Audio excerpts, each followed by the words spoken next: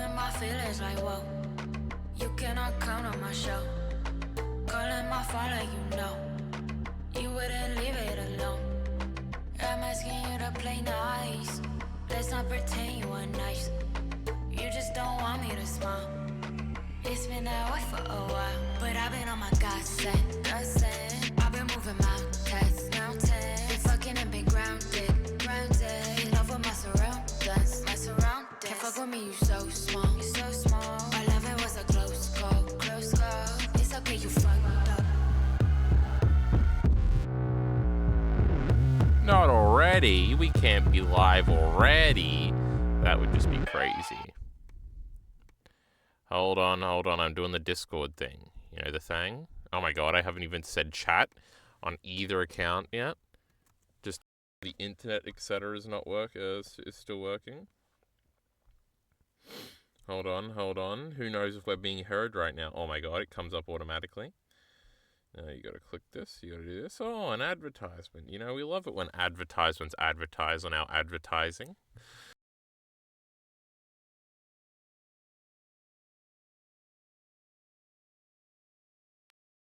Further, I love it when the fucking microphone cord gets hit and I have to replug. Replug your mother, chat. Did you see that Elite RE stream last night? It was pathetic. It was no good. It was frankly bad. We are working, alright. I finally stalled enough to check if the fucking audio is working. Now, I'm going to minimize this. Oh no, that's precisely what I didn't want to leak. Then we want to click here. Then I have like a notification. What do you think it's about? Buy a new sub or gift. You get 3 months Apple. Huh? You can get Apple TV Plus? Didn't I see some Apple TV Plus news recently that was a little weird? I'm trying to remember what it was. There's no tweets. It was like a show was going to be on Apple TV Plus. Is this the one me and Ari did last night? Keyboard key near the top left. That's that way. Escape? I'm too smart for you, idiot. I don't know if Elite is streaming tonight. He better not be, because he better be watching Jackie Brown. So who knows if I'm encroaching on his... Why did I just get a Twitter notification of somebody liking the stream thing? I bet it was probably one of these retweet things, right? Nope, it was a booby girl. This is great. I'm famous. Fuck Elite RE, you know? Hot couple in a celebrity gossip column. The it couple, I don't know. Wild as an animal. Like many four-legged friends. Huh? Keyboard key at the bottom. Space? Hey, I'm trying to type that way, not this way, you fucking moron. Why? Why is it doing this? Why? It's never done this in its fucking life, but it's decided to do this. Oh, and now we're just gonna, you know, fuck you. Corsic chemical... We don't know what chemicals are here. Comedian Marin. I don't know. Yogi, who always says, always go to other people's funerals, otherwise they won't come to yours. That's funny. It's not Yogi Bear, apparently.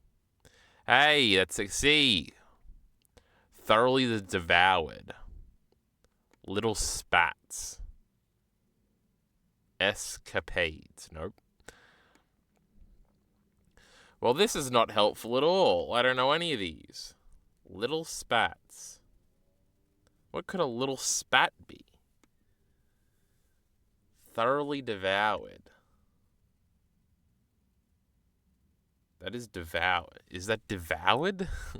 Or am I just reading words that aren't even there? Devour. Ah, I'm a genius. Never second guess myself again. It's not Yogi Bear. Yogi. What's a yogi? Is it like a person? A yogi. Not a togi. Not Toga from My Hero Academia, you know. Crazy. Yogi. Is a practitioner of yoga. Not yoga.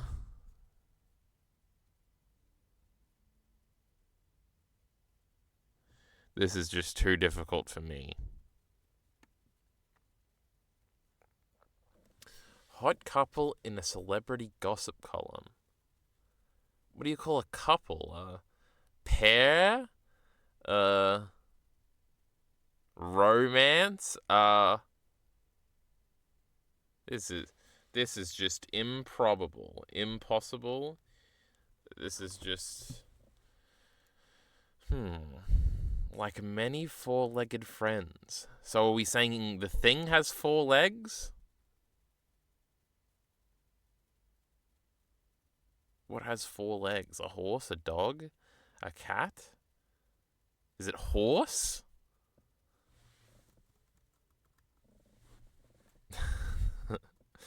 Wait, is that how you spell horse? Hold on. Let me tab over. Why does the word look so weird to me? Why do I not think that's how horses are? I still have no idea what this is. Because this could make... Is anything going to be... Let's revisit these. Little spats. I give up. This one. Thoroughly devoured. No, it can't be horses, right? Or horse. We're never getting that. Spec. No, that doesn't... Well, I guess that maybe fits if you don't... I'm revealing this fucking puzzle. This is just too different. Oh my god, it wasn't even escapade at the top. It was tab. I did get space. Fury. Furry. Is that... I don't remember what words look like. Yeah, furry. Feral? I guess that makes sense. An item, I guess. A tiffs. Or tiffs. I guess. 8 up. Kill yourself. Bearer. That's fake. Marin Mark. Lie. Well, this is embarrassing. On all fronts. Oh, where's my Last of Us video? The favorite one we were watching yesterday. Oh my god, this is what I was trying to send to Alita. Funny you wouldn't watch it. I was watching more of that Mr. Beast Exposed video today. So Alita got some questions to answer. You know, Mr. Beast is a scam. Exactly. He's no good. He's a bad guy. And then we've just got all of these open still. We don't care about that one. There's nothing on any of these to go over. Oh, well, I uploaded the VOD from yesterday. Does it have 1 million views? It does have 16 views. That's crazy. All my VODs be booming recently. Nearly 20 views. Is that... Oh my god, the Elite RE stream is still up. We can't be having this. Wait, no, what we want is Ordinary RE. To check all of his progress with his The Boys video. A brief review of The Boys Season 4. Not even a single like. This is embarrassing. I can't believe we exposed him in such a manner. Now, I have, because I'm going to be making my great Pokemon, whatever you call it, ranking video. I have been watching this video. Now, this is the guy that always does all the, like, the ranking shit. What's he done? Like, good morning. Shut up. He said all these, Family Guy, all these. And honestly, I thought these had more views, but just 5 million views? That's... I only got 1/5 of that in a shitty Berserk video I didn't even try in. Lamau, I'm famous. Why am I on the secondary ENT login? These videos are kind of bad. I've been watching this. The whole appeal of this video... The Ocean Institute in California. Yeah. Because a little bit where SpongeBob comes from. The whole appeal is that I haven't watched SpongeBob in 15 years, but he just will talk about the... Like, I'm up to, like, this part or something, season 4. And, like, I would... 75 to 80% of the episodes I recognize, and it's like... Oh my god, remember when that happened? Oh, this is when Patrick's scared of spiders?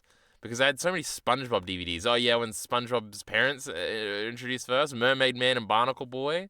Specifically the 3rd Mermaid Man and Barnacle Boy episode, of course my favorite. And It's another reliving thing where it's like when I watched Del Toro Quest or when I rewatched the first season of Pokemon, where it's like these are like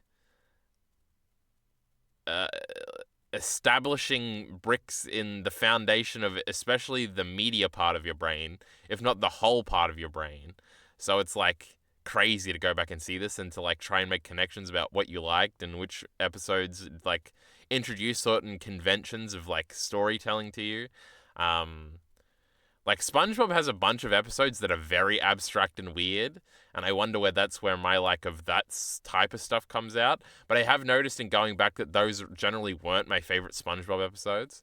Now my favorite SpongeBob episode, of course, is the one where Sandy Cheeks fights her way up like the fake tower.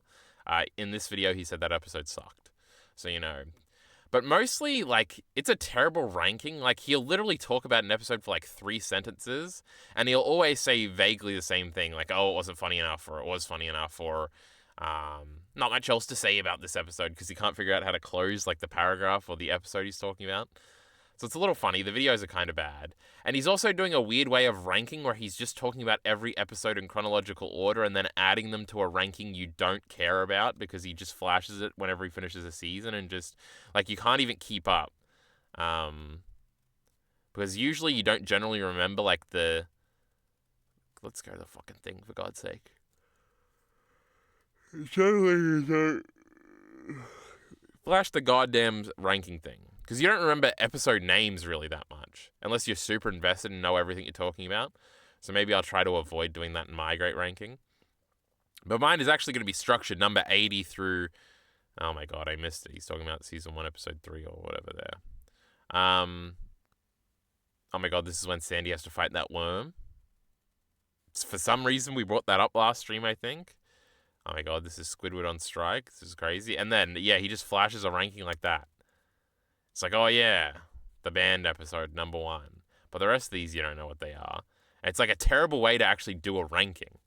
So I am learning things, and I'm getting in tuned with my younger self through remembering every single SpongeBob plot.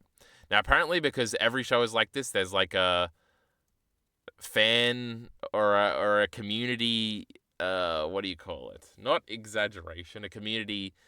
Not expectation, but the community just all believes one thing, that after season 3 everything gets bad or something. So it's interesting seeing him like toe that line and talk about that a little bit.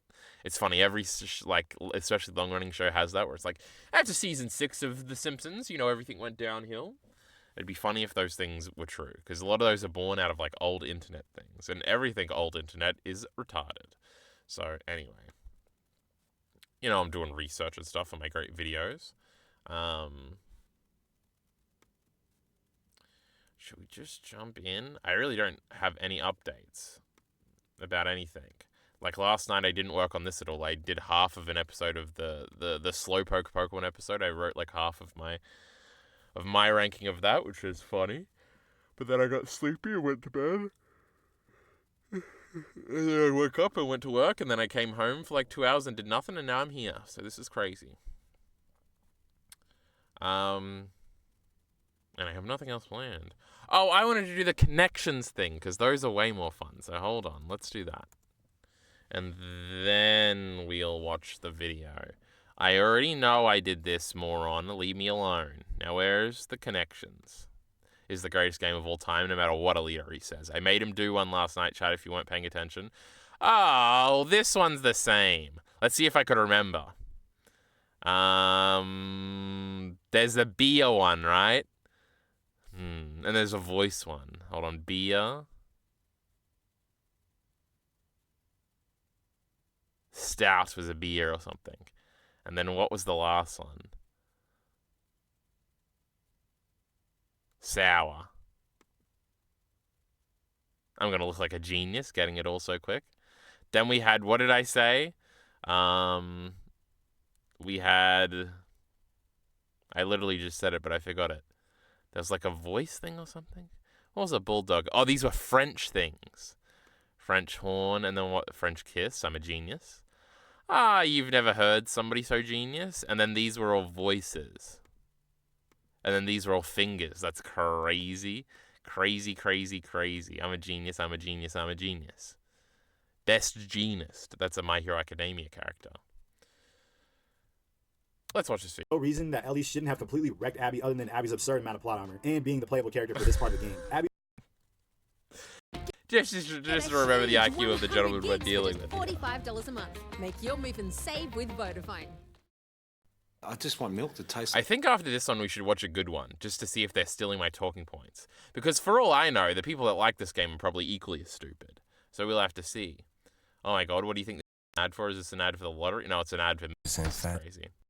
Mr. Beast was doing illegal lotteries or something. It was crazy. Filming to Seattle to rescue Tommy. That's a long... My god, it took us back. YouTube will do this all the time. It'll reload the page and then send you back like a minute. Why? Similarly to David's in the first game with needing to sneak up on her, but I don't think Ellie would have gone out like David. She has way more gear than he did, lays out fucking bomb traps for Abby to walk on, and a machete. There is no Abby. Should we actually have to... Okay, let's skip to the next reason. Because this video so far has been like, well, actually, what shouldn't have happened because of this. It's just fucking one-sided, boring, 18 years old. Why did monotonous you guys nonsense. do Ellie like this? Also, I gotta ask, how did they get back to Jackson after this fight? Everyone was pretty fucked up and had no vehicles or horses. Plus, they would have Jesse's corpse to bring back. How did they get back to Jackson? Whenever we switched over to Why do you think they would bring Jesse's corpse back? Abby in the middle of the game, I actually wasn't mad at the fact that we were playing Joel's killer, mostly because I knew we were going to play as her again at some point. I was mad that I had to start the game all over again just to get back to a point in the game that I had already gotten to, and we got to do the upgrades all over again. Conceptually, it's bad because we didn't progress. Get the story. This shit is tedious from a gameplay standpoint. No, Everything in this video is an assumption about how this thing is good or this thing is bad. Because it's like a general thing people generally say is bad. Like progression good, therefore going back to relearn something specifically bad. the thing that hinders this game's pacing are the flashbacks. Flashbacks within flashbacks. Please, writers in any medium watching this Oh my god, and now we got terrible flashback talk. video, don't ever do this shit. Not if you want people to... Oh, and another small YouTuber thing is to appeal to, like, writers in general. Please, writers, listen to me. No more flashbacks within a flashback. And invested in your story, especially in a fucking video game. Do you guys realize how annoying it is to die or have your progress halted in a flashback? Ellie's flashbacks and Abby's flashbacks feel like they're here to Why is it any different? add substance to the story and to pad the runtime. In my opinion, the flashbacks with Joel should have just been altered to be the story instead of the story they actually gave us. Seriously, these parts of the game were more interesting than the main plot. Ellie learning to forgive Joel and I love this talking Joel coming point. to terms with what he did at the end of the hospital would have been a great sequel to the first game. That could have been a real story about forgiveness and not whatever the fuck this game is trying to be. As for Abby's flashbacks and dreams, they A real story about forgiveness, already assuming the conclusion that Ellie would have forgiven him because that's what we want in our definitely fan inform a lot of what we see about her later on, but they don't make Abby a compelling character. They're also really boring. I swear to God. It's funny because I feel like there's like a subsection of people you can get into where they just, all they want to talk about is Abby and how Abby is such a better character than these fucking losers from this game. It's always funny, you know. Don't you hate it when you have to argue against both sides but they never fight each other? See, that's why you create a Discord and you put Miller and Minty and sometimes Elite RE in there, and I always get to be the little happy mediator chat. Not in the bad way where I'm arguing with both sides. I'll just like at the other one that's gonna vehemently disagree with Elite RE on some stupid shit, and he'll do it for me, and then I can just cackle on the sideline. It's great. I will burn that fucking aquarium to the ground if I have to go back. She still feels very much like a plot device to affirm Neil's point about cycles Plot of device. violence or whatever the fuck. It seems like the game wants the dreams to infer that saving Yar and Lev gave Abby the peace she wanted versus her murder of Joel. Kind of like how Joel got his peace from taking care of Ellie. So the writers gave Abby a watered down version of Joel's arc from the first game. Big fucking True, rule. that's what they were doing. Should use these dreams Just copying shit. to suggest that Abby felt bad for Joel's death, but nah. Abby does not think twice about what she did to him. And she doesn't feel bad for a Remember a second ago when we were talking about paralleling characters and how Joel doesn't feel bad either? single thing she did to Ellie over the course of this game either. Her selfish ass only feels bad for how it screwed her and her friends over. I'm sorry, but her relationship with Yar and Lev is not enough to redeem her. The pacing also suffers from the sheer number of times It's not about redemption. you're forced to walk. There's so much monotonous, meandering, and pointless nothing of walking and talking that goes on in this game, and it's so fucking boring. They shove in Joel's prologue only to make us horseback ride to Jackson as Joel. If I wanted to ride a horse Epic. out in the country in a video game, I just play Red Dead 2. I can at least shoot people while horseback True. Weird comparisons to another game, riding completely that game. Can't unnecessarily. do that here. This shit gets especially bad on any subsequent runs. I'm gonna need y'all to put some pep in your step, please. You might as well just make some of these moments cutscenes that we can skip. You can't skip a walking segment. This is part of the annoying ass trend of video games trying to be more cinematic and immersive when in reality it's quite True, the I opposite. hate Naughty Dog. Nothing takes me out of a game like a pointless walking segment where I do nothing but push forward on the stick and move at a snail. Not taking me out of a pace. game. Honest to God, I'm automatically taking 2 points off of every number score if a game has more than 5 walking Not the number segments. At score. least that's what I would do if I did give numbers. number scores. We're News so close to reason 3 chat. That's not what I'm Flash skipping. devs. Cinematic games pulled off with badass gameplay. Give the players tools Yes, I love clicking buttons. to create those cinematic moments. I love action games. If we wanted to passively watch these moments happen, then I would just watch a fucking movie. Fuck you, we just watch a Telltale. movie or a TV show. You guys need to understand the advantages you have as an interactive medium. True, you need to take advantage of your medium for some reason. Entertainment. Quit trying to be movies so bad. My opinions here are still very much the same, but there's still more that I want to elaborate on. For starters, I don't like Dina. The relationship she has with Ellie isn't interesting. It's just super cutesy, lovey-dovey shit between them. We don't get much of a build-up to their romance. They Cutesy. bait us with commercials by suggesting that Dina was the one Ellie was trying to avenge in this game. But in reality, Oh that my god, 2 of the points in my video are going to be talking about those 2 exact things. This This is going to wouldn't be work great. compared to her avenging Joel. Joel and Ellie automatically have the stronger bond because of the whole 13-hour game we spent with them. Dina and Ellie are already super into each Yes, other length equals from the good. jump. There's no kind of negative friction between them from the start like there was with Joel and Ellie. She just comes in and is along for the ride until the plot kicks her and her baby out. Her pregnancy also completely overshadows Ellie's immunity to the cordyceps. They never talk about it again. I know I've made it very evident with my plot blurring around, but oh my god, this fucking plot shit makes me want to kill. After they reveal it. How the fuck is Dina not Who gives a fuck about the plot? Why does everybody want the plot to just happen? Just read the fucking wiki summary. bombarding Ellie with questions about this? Dina's also kind of an ass to Jesse in that one dance scene in Jackson where the old guy Seth was drunk and decided that he didn't like lesbians. Overall, Dina never really made much of an impression on me in this game. She still doesn't after playing through it 3 times. As for Jesse, I honestly gave his character way too much shit in the original video. In hindsight, he Of course we like Jesse. was one of the better new additions to the cast, which makes how they treat his character in the game so much worse. Jesse proved himself a good Oh, ally and it's friend just twice when he Joel helped Ellie fight again. the WLF and helped Tommy out when Guy Ellie that punches people and is kind of nice. That's my guy. And then they killed him unceremoniously. The fucking dumbass wreck. disrespect. Goddamn aquarium. Seriously, fuck this place, bro. Abby kills him, and we don't hear much else about his character aside from his parents not being mad at his death. Sure, because 2 parents would totally be fine with finding out that their son got shot in the face Yes, before he had a chance to be a yes. father himself. Smooth writing, Neil. Real smooth. I also just hate how Jesse's death isn't often considered as one of the many reasons Ellie has to kill Abby in the discourse with this game. This dude was your friend and the father of your child, and you totally just let his killer go, Ellie. It's not just about Joel anymore. Not after the theater fight. The fact True. She should have had the realization that she shouldn't kill Dina, fucking Abby because of Joel, and then remembered Jess and fucking that we even have to play as her right after she kills Jesse just makes this shit so much more egregious. I bet you Abby doesn't feel bad for this either, considering how quick she was to kill him and was about to do the same to Tommy. I don't want to counter this shit with like it's so good, but God, it's so good how like they make it so difficult for themselves by having her like kill Jess and Tommy. You think right before you play as her, because this ain't no fucking pussy shit video game. And Dina We're while she committing to the bit. was pregnant. How come none of that shit flashed in your head, Ellie? As for the characters in Abby's campaign, they all still suck. All her WLF friends are shallow as characters, and we're somehow supposed to feel bad for their deaths, despite them aggravating Ellie and that being what the we're supposed aggressors to in most of the think? encounters we see them in. I'm sorry, Neil, but Manny being a nerd and a player is not enough to make me like him. I will admit, though, Manny easily had the most personality out of all of them. Including Abby herself. I'd honestly rather play as him I instead of wanna her. I die. don't care for her dad, Jerry, since they pulled the cheap saving animal shit to make us like him rather than making him an actual character. Plus, this dude True, was the main the cheap shit, like having a daughter guy to who was make trying us to kill- like him. Ellie while she was unconscious just so they can get a vaccine. They immediately decide to kill her the day she got there. Like, think through this, my guy. You shouldn't be so quick to kill the only immune person you know of, even if it's for a vaccine. What if something goes wrong? Are you even sure that this shit'll work? Where the fuck did you learn your surgeon skills anyway? Was it before the apocalypse? Were you in med school when all this shit hit? You look like you were pretty young when the apocalypse hit. I don't know if you're as reliable as a doctor as you may think you are. Abby also trope with how you thoroughly character assassinated Ellie in this game. And y'all put left through her too. This Ellie's character assassination. I unironically don't think I've heard that one. game was released during Pride Month on Juneteenth and the day before Father's Day. Neil was firing shots at everybody with this shit. This game Oh no! The Mushoku Tensei Father's Day memes follow you even into a 3-year-old Last of Us video. pulls cheap writing tricks to get us on Abby's side. It tries to write her as a complex character, but it just doesn't work. I'm sorry, Neil, but a sad backstory doesn't automatically make your character good. True. As much as the Neil. game likes to shit on Ellie for It is still a funny as fuck thing that like they didn't just blame everything bad in this game on the girl, on Haley Gross or whatever. Since the first game was written by Neil, they could have easily just did. This fucking bitch came in here and put her feminism in the video game and made it shit. She wanted to kill Joel off, I know it. But Neil Druckmann had pissed a lot of people off before this anyway because he gave Anita Sarkeesian that award or whatever. violent actions towards Abby, it never seems like Abby has a moment where she truly acknowledges her role in all of this. She saw that the people she antagonized came back and killed her friends, but then she has the nerve to talk about how she let Ellie and Tommy live and how they wasted it, not even acknowledging my Ellie's God, kill me. What's the next one? stories. You couldn't have if you thought this basic Oh ass my god, God of War. between Abby and Joel, I'll take rough and tough Papa Bear Joel any day. He's at least a good character, if not a good person. If you like this game's story, that's fine. I don't care. But stop calling this shit original. Stop calling it revolutionary. It is so far from either of these things. Anyone who actually believes that probably hasn't played enough games or seen enough revenge stories. You couldn't have I could almost guarantee it with 100% that no game is structured the way this game is with its narrative. Almost 100%. if you thought this basic ass revenge plot was original or innovative in any way. Yes, Original for any- revenge, that's what it's about. Play as a Except, remember when we're complaining that she didn't take revenge at the end? Or is it basic because it's about revenge being bad? Which it kind of isn't, really. and Sierra's side of the story. Assassin's Creed did that twice. Hell, every fighting game lets you play as the villains. Oh, Devil May see? Cry lets you play as the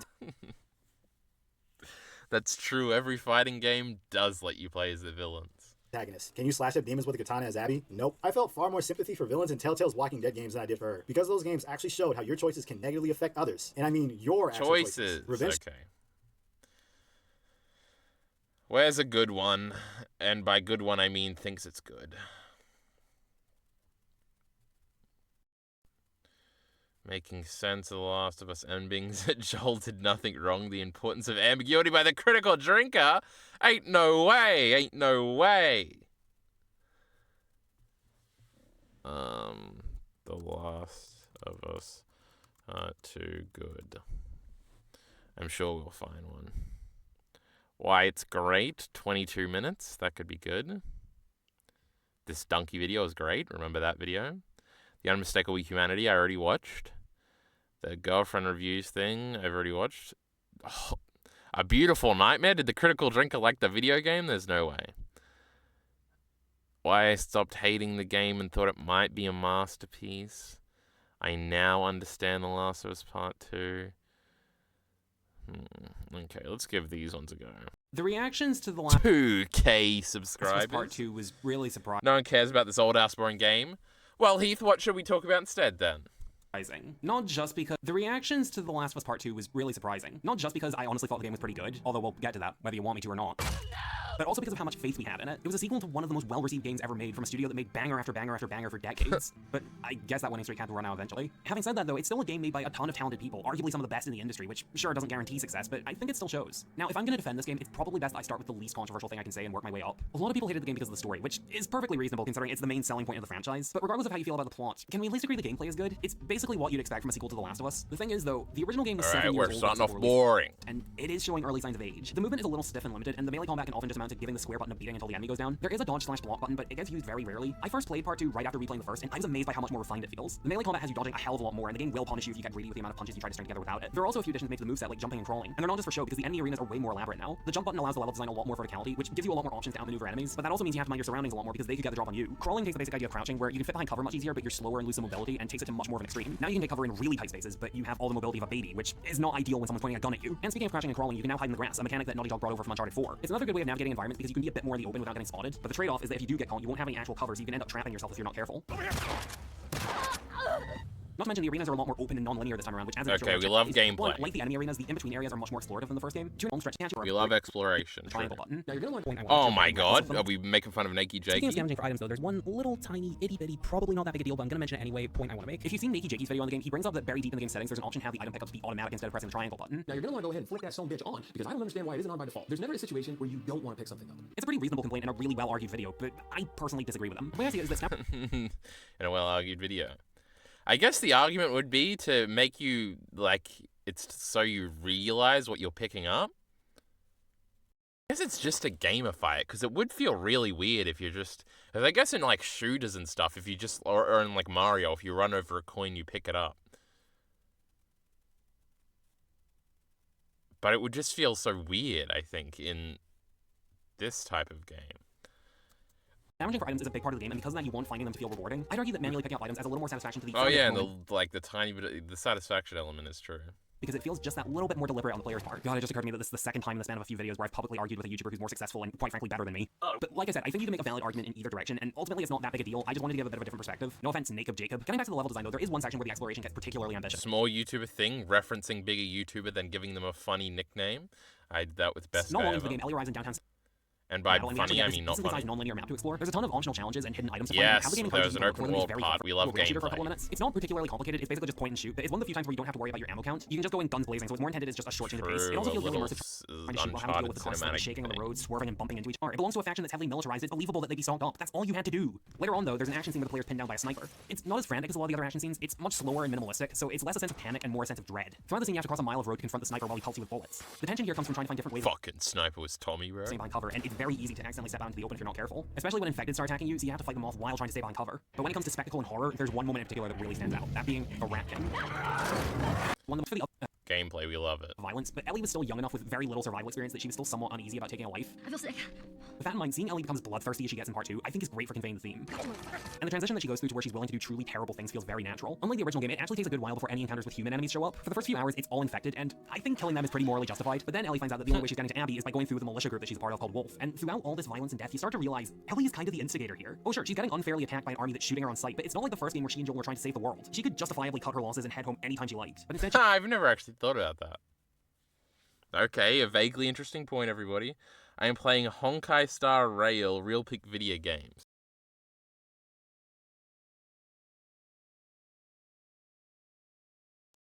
Phone will re-thingy, because, you know, sometimes you just hit the fucking chord and it comes out. Let me just make sure it is. Now, I've heard of this video game, but I can't visualize it, so we're looking up what Heath is playing at the moment. Honkai... I can't type in the dark, because this keyboard isn't light up. I miss my old laptop. Rail. Oh my god, Tearless. Give me a fucking image, you useless goddamn motherfucker. Okay, first impression, looks absolutely terrible. Still looking terrible. These weird anime designs, I hate them. What are we doing in this game, huh? It looks like you're gonna buy loot crates or something. Video. Oh my god, this guy played it for the first time. Oh, yes. Yes, brother, yes. No, more anime shit. Open advertisement. Well, Heath led us down a great path. Washing dishwashers are $1,000? I'll keep my sink, thank you very much. Is it an RPG? Like Pokemon? Oh, it is. Doesn't it look ugly though, Heath? What are we doing here? Does it? I guess you'd get used to it, because I'm already getting used to it. Aren't all RPGs that aren't Pokemon bad, though? Because the creatures don't even evolve. she continues to hunt down Joel's killers and murder countless other people who had nothing to do with it. But at the same time, her dislike of violence from the first Oh, game... the thing I hadn't thought of was you can kind of justify the human encounters in the first game because you're trying to save the world. It's just a little texture to the first game. doesn't just disappear without a trace. There are plenty of moments where she shows signs of regret for the things she's... That's kind of a more interesting philosophical, like, thingy. Like, unknowingly trying to save the world, how much are you justified in doing? And even fear and shock at what she's turning into, but she still convinces herself to keep going. Either she'll decide that she's come too far to stop, or she'll even briefly come to her senses and give up. But she gets to live. Is that okay? It has to be.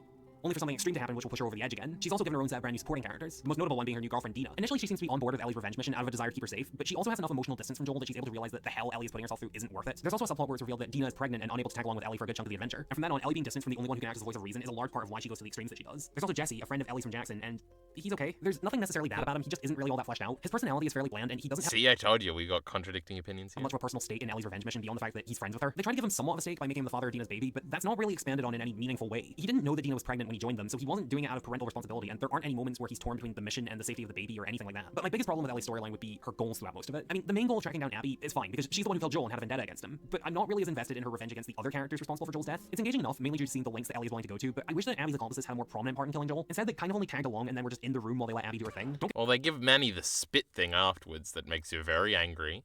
And then the main one Ellie interacts with is, like, there's the first dude, which is, like, whatever.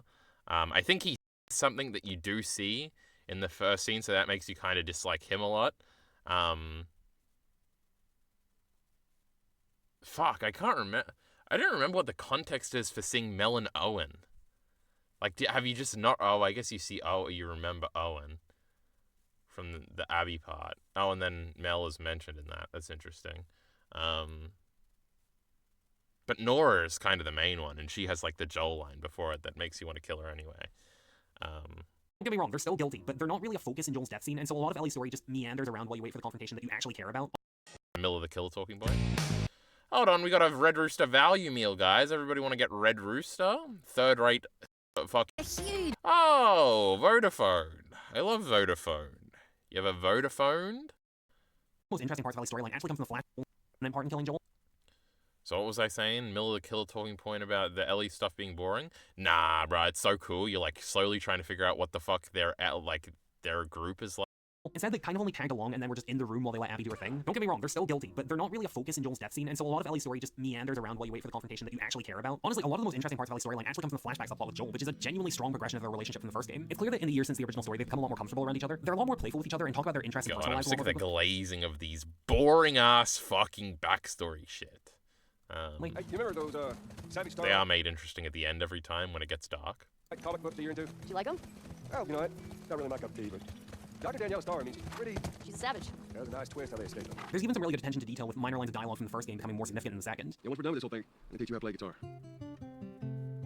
Hey, that's what we can do once we're done. What's that? You can teach me how to swim. You got it. Remember now, don't just flail about. You Push got the water with your whole arm. Blah, blah, blah. Oh, I really miss coffee. What are you drinking? Coffee. A little embarrassed as to what I had to trade. Part of me doesn't like this. Part of me is like, does every line... Because it's kind of like the, what people criticize Star Wars for, where it's like every line in the original thing has become a thing that's fleshed out later.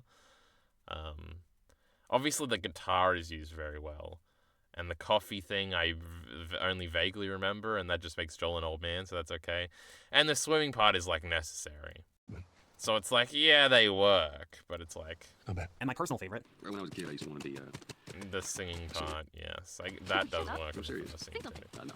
I guess I've talked myself And then- into thinking The Last of Us 2 is the greatest thing ever. Sorry, Chad. Beginning of the second game, now that he's a little more comfortable around Ellie. Oh, my stolen missing parts. I have no need for it anymore. But their relationship isn't without conflict. Joel did some pretty reprehensible... Don't you wish that Pearl Jam song didn't fucking suck? Because it would be so cool. But instead, the rest of the songs are pretty good. Like, Talking Away. And by that, I mean Take On Me. Greatest moment of...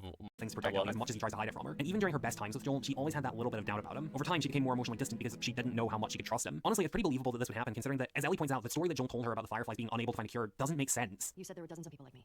I've never met another immune person before. Why did you pull me out of there while I was still unconscious? Because I let them run their tests. And when I saw that they were useless, I got us out of there. How do you know they were useless? Maybe if you just would give them more time, they could have figured something out. Eventually, it becomes obvious that he isn't being entirely honest with her, and she demands to know what really happened. Making a vaccine would have killed you. So I stopped them. I'll go back. But we're done. This falling out that Ellie and Joel have is handled brilliantly. It happens really naturally over time while still showing how much they care about each other, so the time they spent bonding over the first game meant something. And seeing how much that bond developed even further after the first game makes it all the more heartbreaking when it eventually breaks. I'll talk about Joel and Ellie's reconciliation later, but since I'm on a roll defending this game, let's venture deeper into the controversy rabbit hole and talk about Abby's story. It's fair to say that the decision to have Abby torture the main character of the first game to death and then have you play as her for half the game turned a fair number of people off, but personally, I think it works out pretty well. To start You're out, a little pussy-ass bitch. divisive as it was, Joel's death scene is handled really well. It's made really unsettling just how slowly and quietly it plays out. Abby not being content to just get it over with quickly, and instead shooting a huge hole in his leg so he can't run away, stopping the bleeding so it's not over too quickly, and bludgeoning him with a golf club. You don't get to rush this.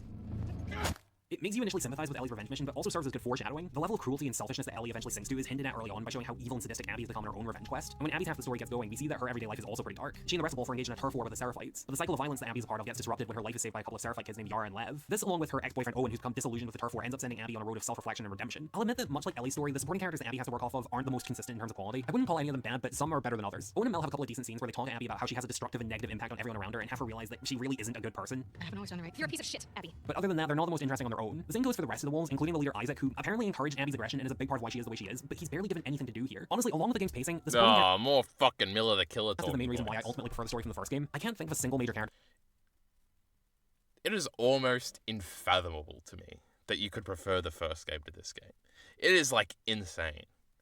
I was listening to Colin talk about that too, and I was like, what a smart from that game that I don't find interesting. With that said, Yara and Lev are actually pretty good. Abby's relationship with Lev serves as a parallel to Joel and Ellie from the first game. A violent and bitter person meets an innocent young kid who needs protection, and it ultimately puts them back in touch with their humanity. But unlike Joel and Ellie, Abby and Lev's relationship is less parent and daughter and more older sister and younger brother. Abby looks out for Lev, but they both come from slightly similar backgrounds living as survivors, so Lev ends up being just as supportive to Abby as Abby is to him. Abby's able to keep him safe, but Lev also helps her work through her fear of heights, and is also still capable in a fight. And Abby's redemption arc is handled in a way that I think is really clever. After finding out that Ellie's been killing her friends, she confronts her, and we get the big climactic showdown that we've been waiting for, but it doesn't play out exactly how you'd expect. Despite it being Ellie's revenge story, the fight is actually played from Abby's perspective. Yeah, Ellie is the boss, but when you get down to it, it makes sense. Abby has spent the game learning to become a better person, while Ellie has steadily become more and more vicious. I think that having Ellie serve as a boss fight, hunting down an unarmed Abby, is a smart way for the game to make its point. Abby eventually wins the fight, but decides to let Ellie and Dina live after I hate the discussion of things about points. Like the game has a point. It pisses me off so much. spending the whole game realizing that revenge has only ever brought about more pain. Honestly, since Abby's story is so heavily based And I think The Sopranos did this to me, alright? It did it to everything.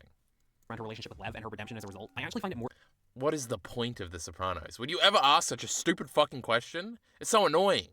interesting than the bulk of Ellie's story, since it doesn't drag nearly as much. But to give Ellie's story the credit... Stories having points is what you do for stories for kids. Like shitty Attack on Titan or something. Or shitty fucking Berserk. Get that shit out of here. What's the point of Evangelion? Shut up! When she finally does confront Abby, again, at the end of the game, it ties the story together really well. By this point, Ellie, Abby, and Lev have all lost pretty much everything in the senseless violence that they've all played a part in. From Abby killing It's about how you feel, chat. Joel, to Ellie killing Abby's friends, to the war between the wolves and Seraphites, to Ellie continuing to hunt Abby long after Dina would go along with it. And so throughout the entire... The only thing that has an interesting resolution surrounding the point is Vinland Saga. Now, don't send this to any of my Vinland Saga friends, you know, because Vinland Saga fucking sucks. But it's the only interesting story that's ever done that. Because it has an interesting point that's weird and retarded. And so it's interesting to see whether or not we're going to double down on it, or if it's going to be fake. Anyway. Fight, instead of it being cathartic for either of them, they're exhausted, they're miserable, they're barely even still alive, and they both just want it to be over with. And so even after Ellie gets the upper hand and is about to kill Abby, they both ultimately agree that it isn't worth it, and it never was. Now, it's not exactly uncommon for revenge stories to end with the main character changing their mind like this, but in this case it handles it in a fairly unique way. The message is more than just revenge is bad because it's morally wrong, although they do touch on that. Ultimately, the story is about how revenge is bad because it only causes more problems. Really, if Abby and Ellie had just accepted their situations, they'd be way better off for it, and neither of them would have lost everything. But all they can do now is take what's left of their lives and try to start over. But the story isn't finished yet. We get one final flashback to Joel the night before his death. A couple years... I think I should write this down, because I'm thinking about it a little bit. Where's the other one? Did I sound like Joel just now? I bet I did. Firefly and moths and lame shit like that. Oh, we're just not going to open it because I pressed the wrong key or something. Or is it actually opening and it's just lagging? Oh, chat, it's lagging. 1, 2, 3, 4, I declare a thumb war. 5, 6, 7, 8, who do we appreciate? By the time this fucking thing opens, there ain't no way I'm remembering what I'm supposed to be writing down. Oh, let's just play the video. The point was about how points suck. No, let's not continue the video. Let's actually... Oh, we're not responding. No, that's just terrific. Wonderful. Oh, now we're working. This is crazy. The point of the game.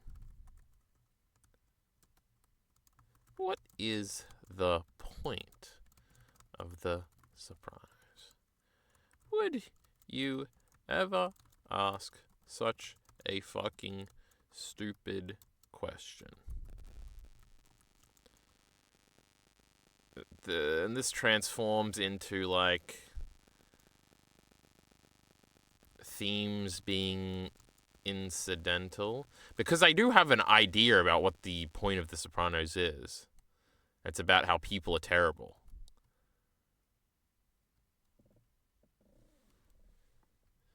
I can add this here. Sopranos is about people being terrible. But that's incidental through honest character writing or behavioral writing. Behavioral writing.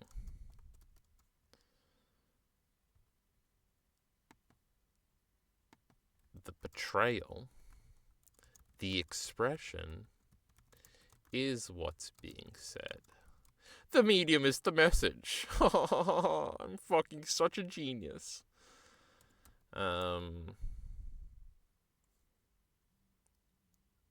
I've heard Druckmann say writing characters honestly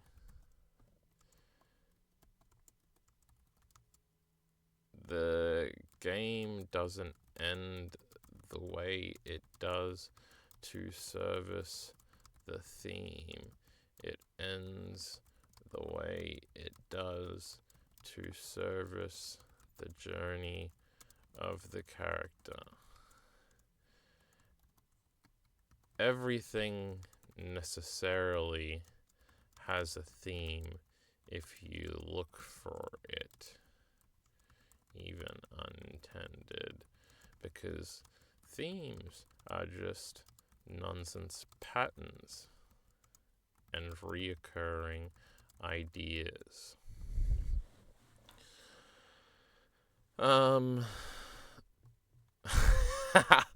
themes are for 8th grade book reports. God, Dan and Dave.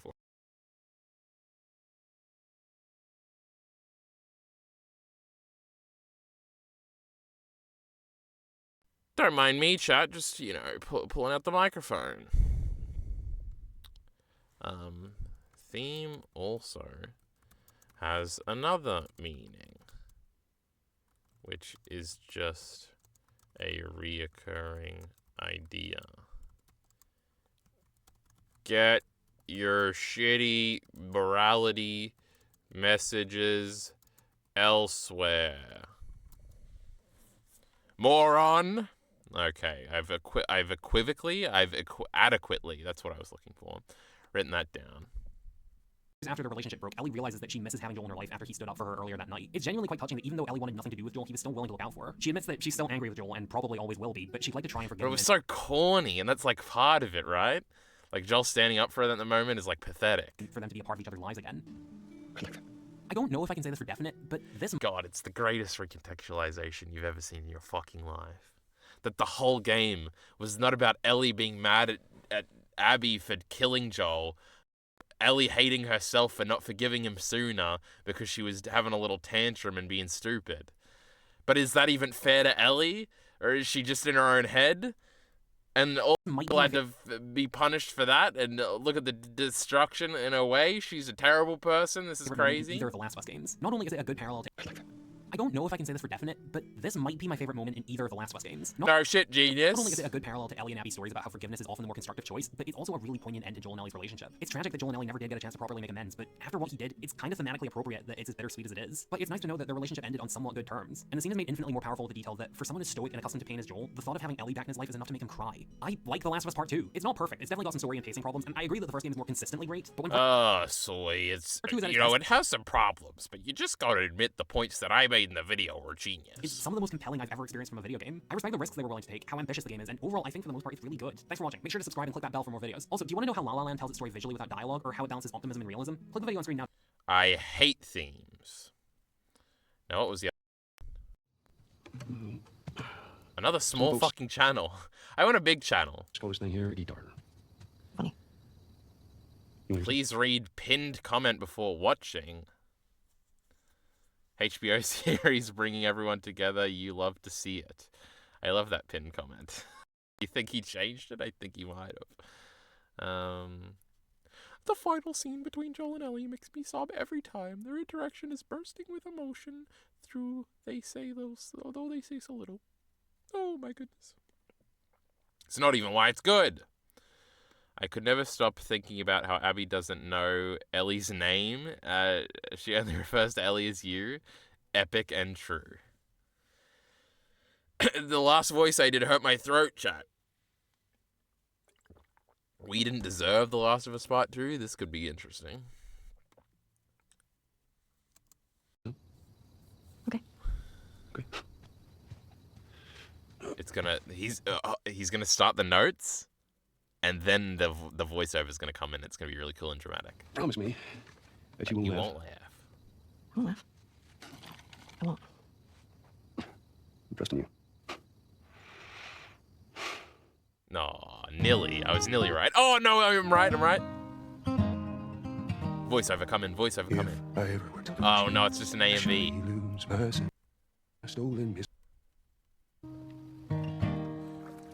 Again, imagine if that song was good.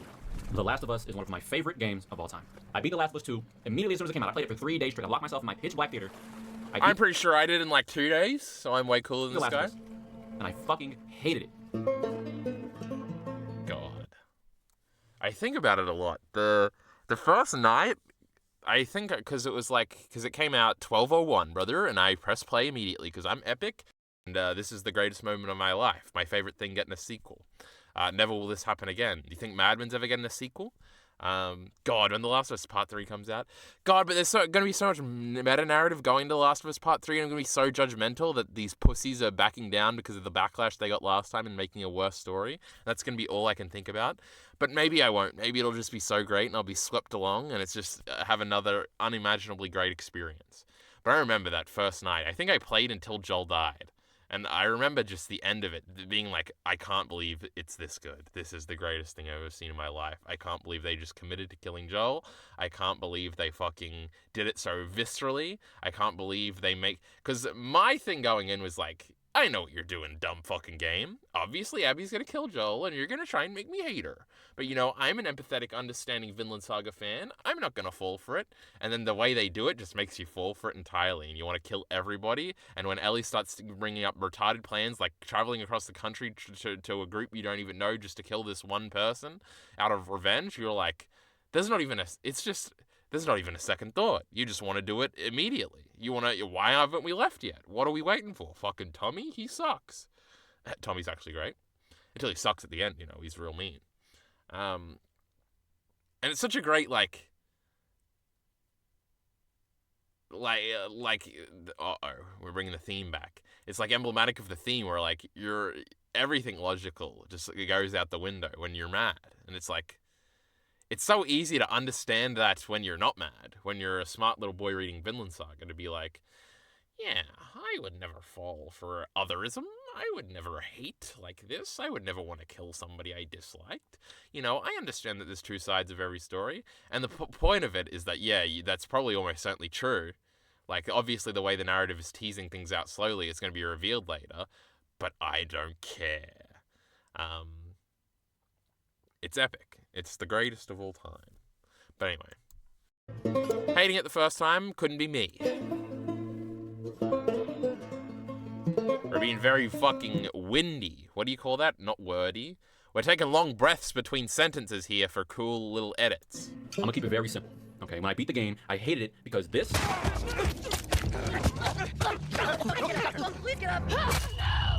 This. True. Remember the horse fucking dying? That was crazy. Tommy's fucking dead. Oh, this is the greatest game of all time. Again with the edits. This. We're done. And this. And this. And this. You sitting all comfy way out here? Oh my god, Tommy being a prick. And this. And this. Holy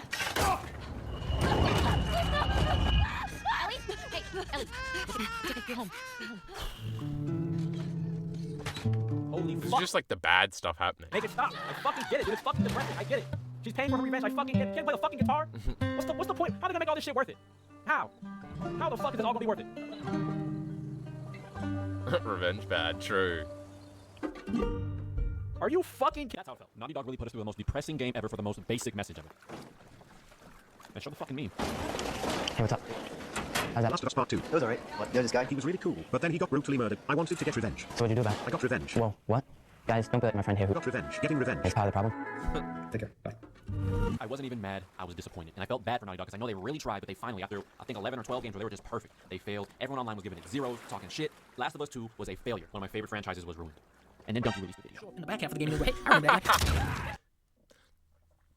I'm trying to think of ever actually being convinced of something by a YouTube video. I think things like watching good videos has changed my perception on sort of like themes of I already liked, maybe. I really don't.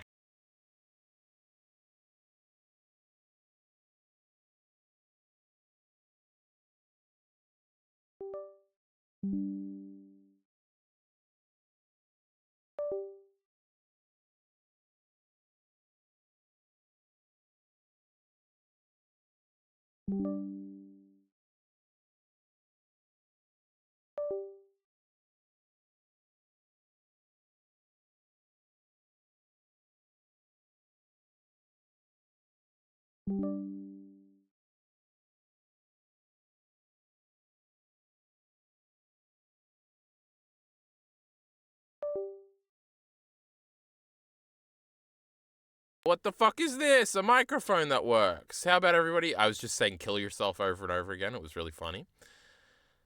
Oh, I don't remember what the fuck I was saying, chat, you know. Maybe when I go inside I should look for the old mic cord for that old mic, you know, and see if it works or something. Characters will do things you won't agree with, and you'll have to turn your brain on and attempt to empathize. Oh, Donkey convinced him. In the world of Last of Us Part 2, one hateful act begets another, but a selfless act can also be contagious. And I went, oh shit. Run that back. In the world of Last of Us Part 2, one hateful act begets another, but a selfless act So I can guess also this is be another contagious. theme video. You know, it's kind of tough.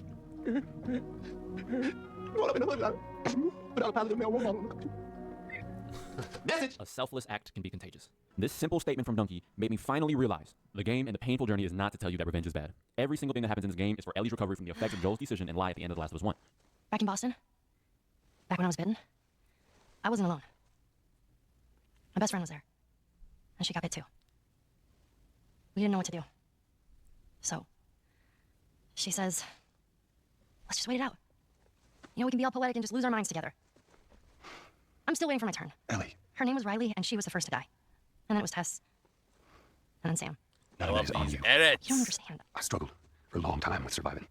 And you, no matter what, you keep finding something to fight for. Now, I know that's not what you want to hear right now. Swear to me. Swear to me that everything that you said about the Fireflies is true.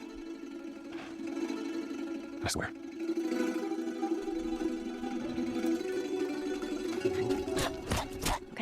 Ellie gave Joel an ultimatum. Right? She tells him all the loss, all the people she's lost, all the struggle to get to this very moment. She has survivor's guilt, but she's not sure why she was allowed to live, and her best friend, her first love in Riley, wasn't. Her immunity and Joel are the only thing she has left. Joel's lie includes that there are tons of other immune people, and the Fireflies didn't even need her to save the world. By accepting Joel's lie, she's accepting that her life and the loss and the sadness, everything was all meaningless. Right? And if she knows that Joel is lying, which I think she does, and Joel might even know that she knows he's lying. But if Ellie does know that he's lying, that means she also knows that she's giving up the chance to give her immunity to the world. By saving Ellie at all This is costs. kind of the part of the first video I was making about the layers of how they suspect each other at the beginning of the second game. Joel dooms himself to the eventual revenge that kills him in this game. But more importantly, he basically guarantees that Ellie will eventually resent or have a really tough time forgiving him, which is honestly the main thing that she deals with in this game. Joel's aware of this cost, he accepts it, and he even confirms in the game that he would do it all over again given the second chance. Right? And I think that Naughty Dog is implying here that this includes he would accept getting, beat with the golf club by this random chick, right? This torturous death, if it meant that in the end, Ellie will live and have a chance to find something in her life to keep on fighting for. Right? So that From healthcare to Oh, I love skincare, Chemist Chemist Warehouse. Warehouse has the range to care for the whole family. Yellow. You go in Maybe the that I- store, chat, and it's yellow. had towards Joel's death, by Abby out of nowhere, this chick who I've never even heard of before, I understood it, right? She was justified in her own revenge, even if it wasn't the right move. It made sense. I'm not mad at that anymore. Joel probably expected that to come one day, right? And accepted that fate in exchange for giving him more time with Ellie and for her to find for herself what she was for him, a reason to keep fighting. Ellie thinks and ultimately accepts Joel's lie and all the implications that come with it, right? Those implications, plus confirming with Joel that it was a lie, plus Joel's horrific death that she had to see from a few feet away, right after she tried to find a way to forgive him, right? This all pushes Ellie into this extremely dark place in her life, perfectly symbolized by the main menu screen. This entire painful, Oh my god, I also had that in my first video script. depressing story and all the depressing moments of the game are representative of Ellie's journey to get out of this darkness, but to also do justice and avenge Joel the way he deserved. The Last of Us 2 is not a chore of pain and suffering just for the final message to be that revenge is bad. The Last of Us 2 is about the battle Ellie has with herself to find forgiveness, not only for Joel, but for her sacrifices that she made for him at the end of the first game and throughout the revenge journey in this game. As you play the game and get revenge with both characters, there's moments where they force you to hit square and do these things that you really don't think is the right thing. It feels wrong. It feels wrong as Ellie to smack this girl who's gonna die anyway with a pipe. When you're playing as Abby beating up Ellie, it feels wrong. And the reason it does is because the characters themselves feel the same way. They're not acting out of control or sense, they're acting out of blind revenge. They're blind by their hate for the other side, and it doesn't matter what they're doing, they're lost. They're acting on emotion. So Ellie acts in self-defense in a lot of these situations, but the bigger issue is that she's trying to pretend that she's Joel. She's trying to do what Joel would do for her in these situations. An example of this is when Ellie tries to go and interrogate Owen and Mel to get information. She uses Joel's technique. No. True. The girl. Is she alive? What girl?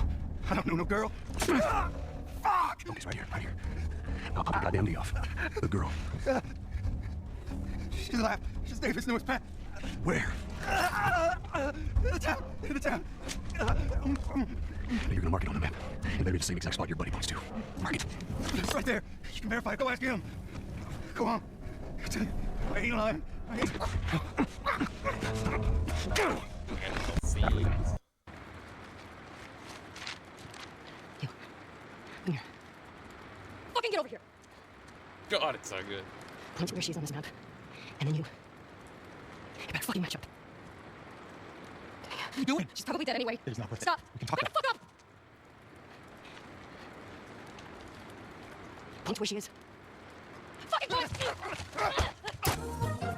Revenge cycle with Abby and herself at the same time. Ellie has the exact same problem as Aang. This is the last chakra, isn't it? Yes. Once you open this chakra, you will be able to go in and out of the avatar state at will. And when you are in the avatar state, you will have complete control and awareness of all your actions. Meditate on what attaches you to this world. And cosmic energy flow. God damn, this video got 400,000 views.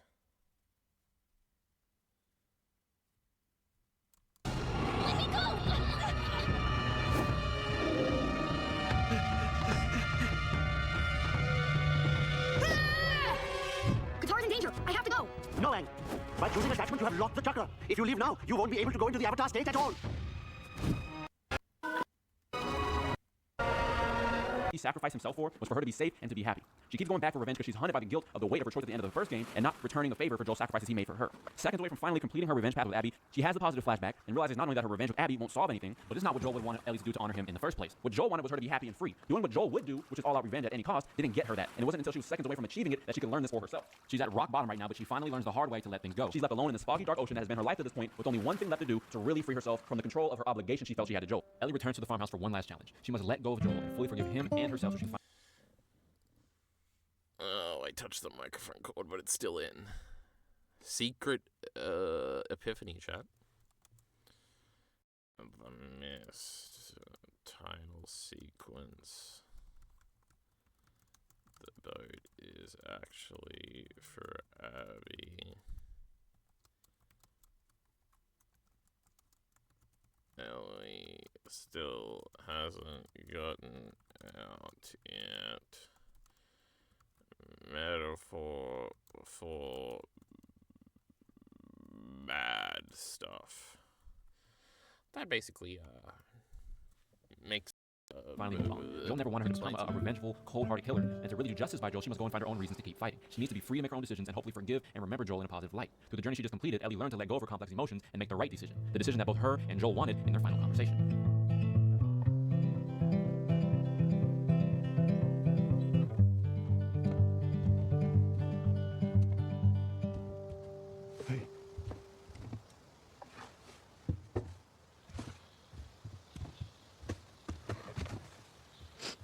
What are you drinking? Coffee. Where'd you get that? Those people that came through last week. Hmm. A little embarrassed as to what I had to trade to get it, but not bad. I had Seth under control. Yeah, I know. And you need to stop harassing Jesse about my patrols.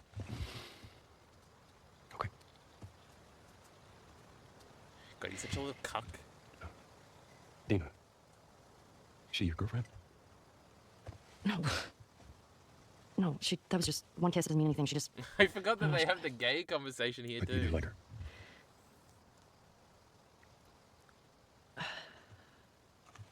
So stupid. I have no idea what that girl's intentions are, but I do know that she would be lucky to have you. You're such an asshole. True. I'm not trying to. I was supposed to die in that hospital. My life would fucking mattered. But you took that from me. God, it's such a fucking it's so good because she's come here to forgive him, and then confronted in the moment, she's mad that he's being sappy about it, and that's why she says you're such an asshole, because he's making what she came here to do difficult, but but just like everything else in the game, there's like a double meaning to it, because on the first time you're watching the scene, you don't know that. And it also lines up in a bunch of other things of like, oh, she's still just mad at him. And then it can just play through like, oh, and then she eventually forgives him in the scene. But then you watch it again and you realize that's what she came here to do. And you know, it's just this type of complex character writing that makes The Last of Us Part 2 the greatest thing to ever exist.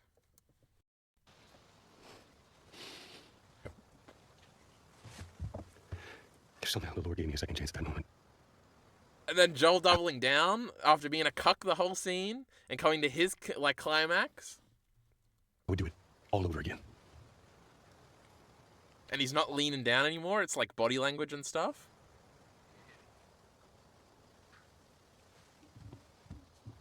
Yeah. I don't think I can ever forgive you for that. I would like to try. And then you have the realization, the contextualization. And it makes it sadder, but it makes it a little happy. Okay.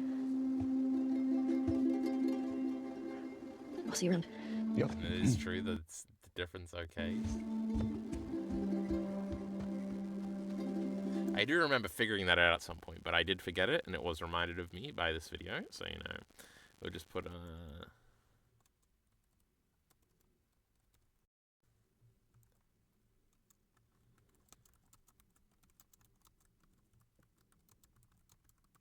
no biggie. Ellie saved him, and now Joel saved her, even from beyond the grave. Right? This game has many messages and a lot of suffering, but it wasn't for the messages alone. The entire journey was to save Ellie, just as we did for Joel in the first game. This game is not perfect, but neither is the first one. A lot of the things that people are complaining about in this game are something that Naughty Dog has done in dang near every other game that they have made. Right? I believe the only reason you can really hate this game and love the first one is if you don't understand that the entire journey and struggle was to redeem Ellie, just like we did Joel. I don't think that's true at all. I don't think Ellie's redeemed. I think she's going to go and try and redeem herself. And that's like the point of the ending. The messages that are taught in this game that are represented so authentically in this game, the fact that they didn't treat their characters as if they deserved anything and they only had them have authentic experiences in the world that they were in, makes me respect this game so much. Right? The message of this game is so powerful for where we're at. This is another talking point I think I generally hate in media discourse is like, it's all about the world in which they find themselves in. Like, the world in which they find themselves in is like fake. It's like stupid. It's zombies. Like, obviously it's just supposed to be an allegory for real life and how real life is hard. It's just turned up a little bit. But right now as people, as all we can seem to do is continue to argue and fight and keep going through these growing pains as people that seem like they're never going to end. Maybe if we can let go of our emotions. Okay, the guitars are a little loud, young man. We can't hear. Like Ellie does. Put them in a place where we can reference them when we need them. Maybe our fucked up world will be a little less fucked up and we can get a little bit closer to the light. And Abby is shown to have made it back to the Fireflies on Catalina Island by the main menu screen after you beat the game. And Ellie's now finally free to choose her own life path. She's still looking for that true meaning in her life. She may go back to Dina and Tommy, right, and forgive them and they forgive each other, but she would still feel that obligation to give her immunity to the world. And there's no way Abby doesn't tell her new Firefly group that she found the See, this is the problem I have with part 3, is that there is a very easy plot. Abby in the Fireflies find another doctor.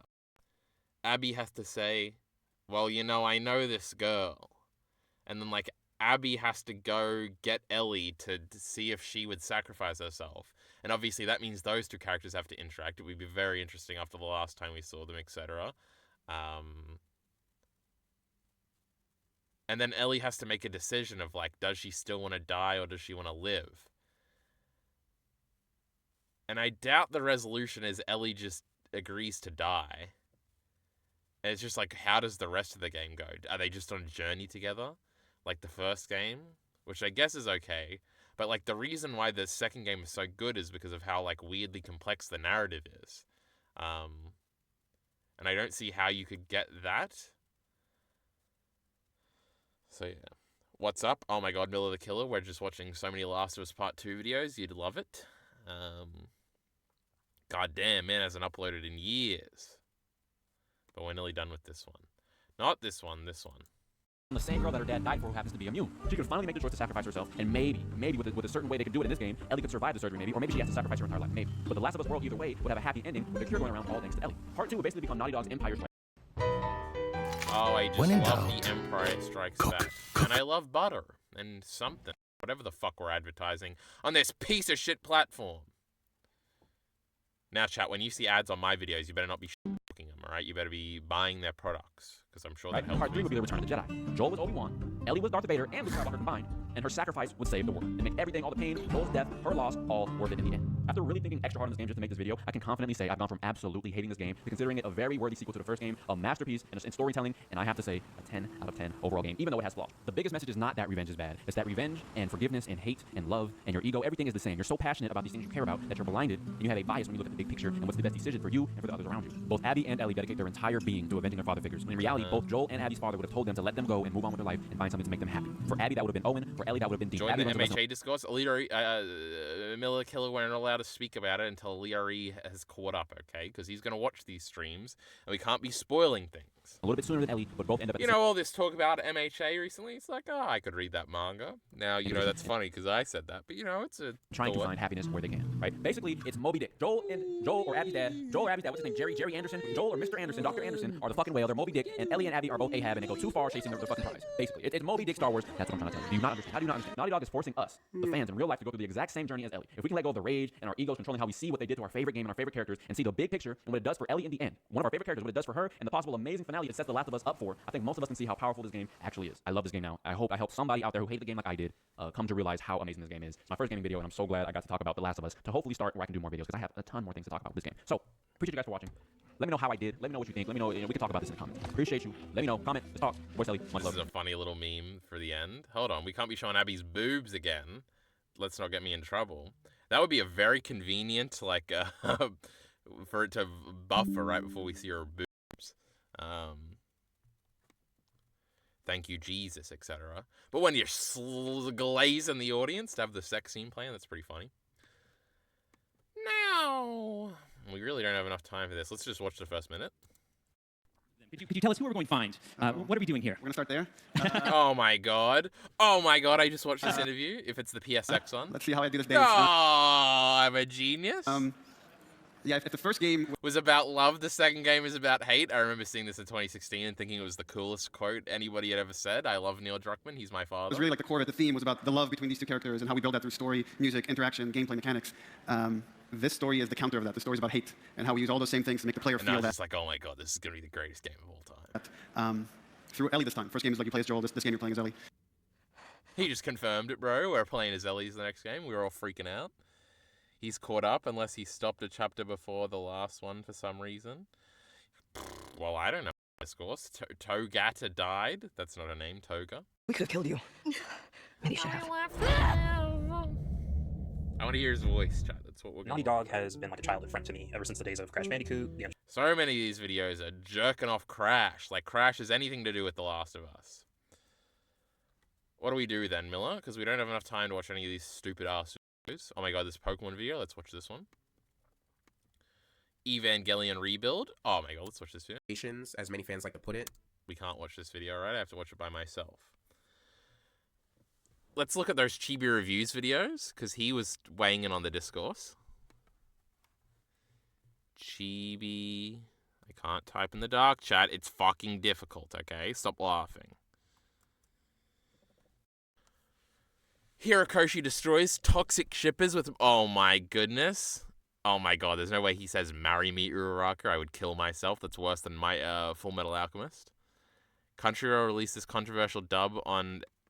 whatever that is. Do you think it's like AI? Okay. Oh my god, this girl getting fucked again because it got him a lot of views last time. High School DxD returns and nobody expected it to return like this. Do you think it's gay?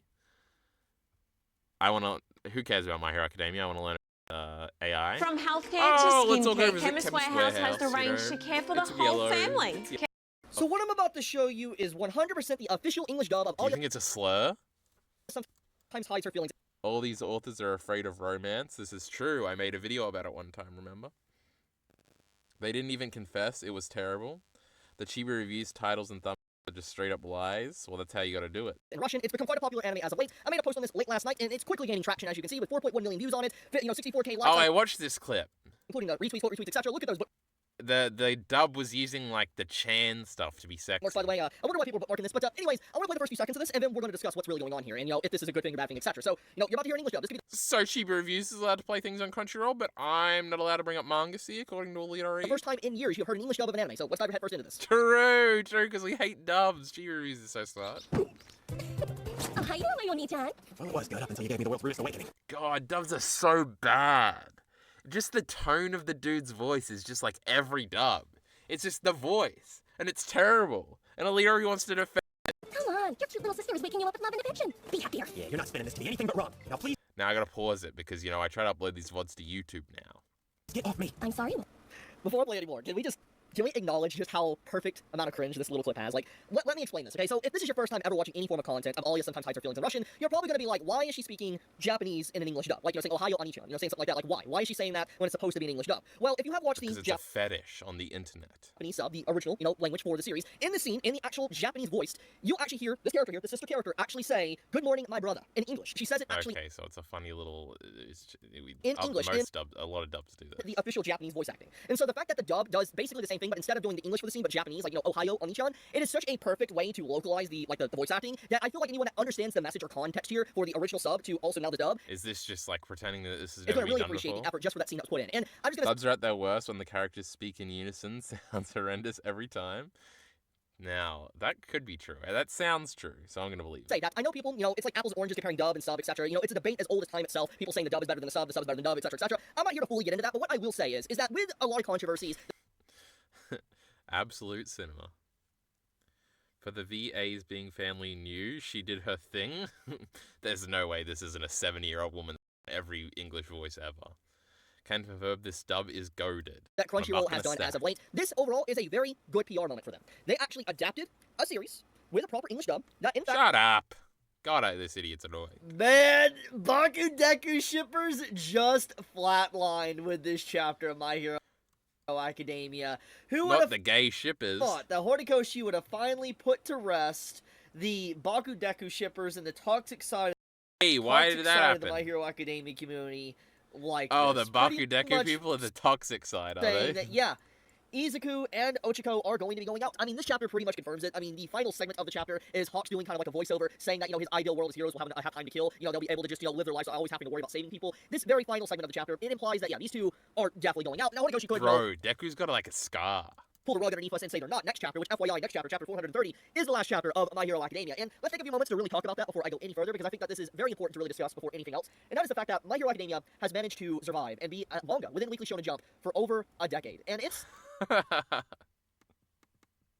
True. The Straits, they finally got one. Oh my god, it's the same guy farming two different. This is historic. 2 sweet cinnamon rolls cancels out the toxic bitterness of Twitter. True. Horikoshi isn't afraid of toxic shippers, as we should all stay confident these shippers is the reason why the community in series is so bad in Horikoshi. Is this a big thing? These toxic shippers just finally needed to be put down in their place? It's crazy. Weirdly homophobic. Yes, that's the funny part. We're like, come on.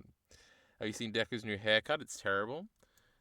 It's gonna be sad, man. Like, I managed to really talk about that live and be... I guess I didn't think it was his haircut. I thought the shape of his head was weird, but it is weird. Weekly Shonen Jump for over a decade. And it's gonna be sad, man. Like, I know, like, we have definitely talked a lot about the toxic side of the community as of late when it comes to My Hero Academia, because of just, like, the whole romance pairings, shippings, etc. But it's going to be sad, man, to realize that when, after next week rolls around, after chapter 430 The shipping, they're just terrible. out, we will no longer have any new My Hero Academia content to look for. Now, here's the thing. There is always a chance that when chapter 430 comes out this next week, Horikoshi could do some form of sequel date, maybe saying that, you know, the True, that's what I said, Miller. Sequel series. of, you know, One for All / All for One are not really gone. Somehow they came back to him, or they transferred to someone, etc., etc. There is always a possibility. And even if that does not happen, technically the world of My Hero Academia is very vast. There's a lot that goes on within the world. And so necessarily, if Horikoshi really wanted to, he could just shift the narrative away from, you know, Izuku, Ochiko, and all of them to an entirely different group of characters, which I think would be risky, obviously, since we have, you know, been with these characters for over a decade, but there is always a possibility for that. But getting into the main point, I'm going on the assumption that My Hero Academia, it's done. It's over. And, you know, next week when the final chapter does roll around, I'm definitely going to give my overall, like, uncensored thoughts on how I feel about My Hero Academia in its entirety. True, just like Tyrone Magnus, Chibi Reviews will not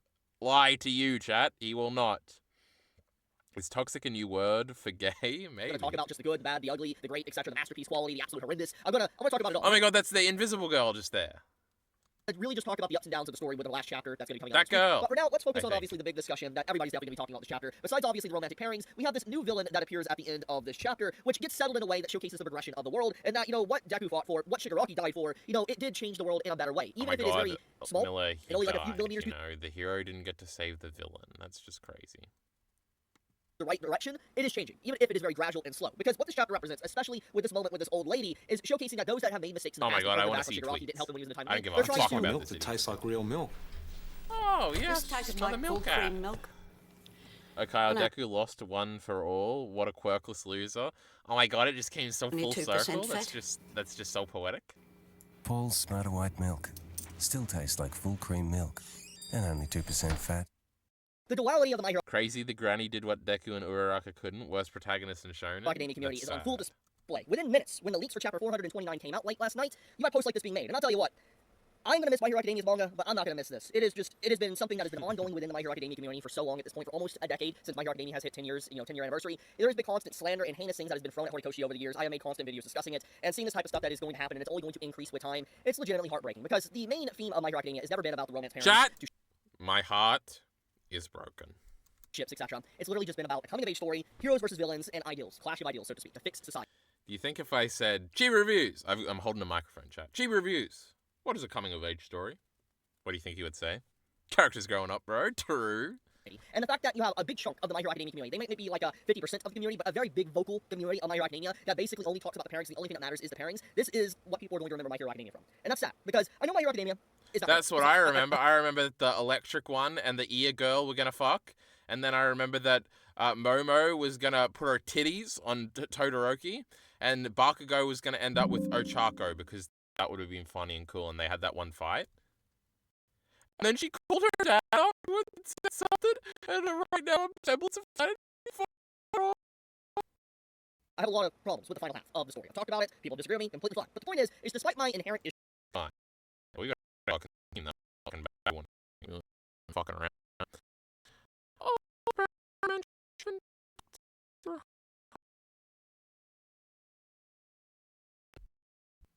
there. A bit of the manga I met, the Acid Girl and Kuroshima, they were fucking. That was crazy. Fucking since like preschool or something. Oh, what a crazy stream. I don't know. I think we've run the Last of Us videos thing to the ground, you know? Are we going to do that next stream? Maybe not. I don't know. We'll have to decide later. Elite I better go onto Elite Twitter in a second and see fucking Jackie Brown on this goddamn media checklist, and then I better see a stream that's happening soon where he's going to talk about it. Otherwise I'm going to be hopping mad, chat. But, that's all I got to say about that. Get out of here.